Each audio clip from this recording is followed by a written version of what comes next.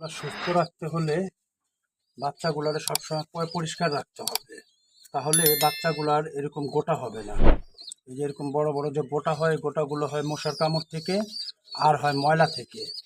ওই একজন আরেকজনের উপরে হাঁকু করে সেই হাঁকুর ময়লা দিয়ে এই গোটাগুলো হয়। আর এই গোটাগুলো হলে বাচ্চা খুব কম বাঁচে, ওরা মারা যায়। এই যে একটা গোটা হয়ে গেছে, এই যে গোটা হয়ে গেছে। এই মুখ দিয়ে ও কী করছে, ও হাঁকুটাকে ঠোকর দিয়ে খাইছে, যার কারণে ওর ঠোঁটের মধ্যে এই গোটাটা হয়েছে। এখন এই গোটাটাকে ভেঙে ফেলতে হবে, না তো ও খেতে পারবে না।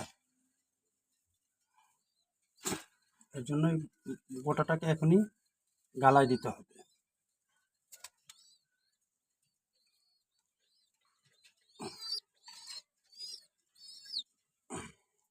এই দেখেন, এভাবে গালায় দিতে হবে। এটা ভয় পাওয়ার কিছু নাই।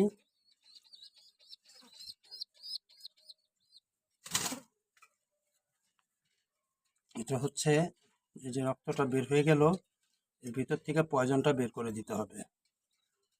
না বের করে দিলে ওর এটার থেকে আরেকটা হবে।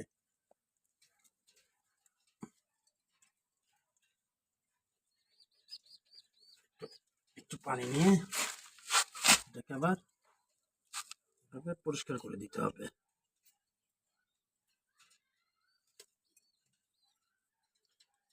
এগুলো প্রতিটা সময় এগুলো লক্ষ্য রাখতে হবে। এগুলো লক্ষ্য না রাখলে ওরা অসুস্থ হয়ে পড়বে, মারা যাবে।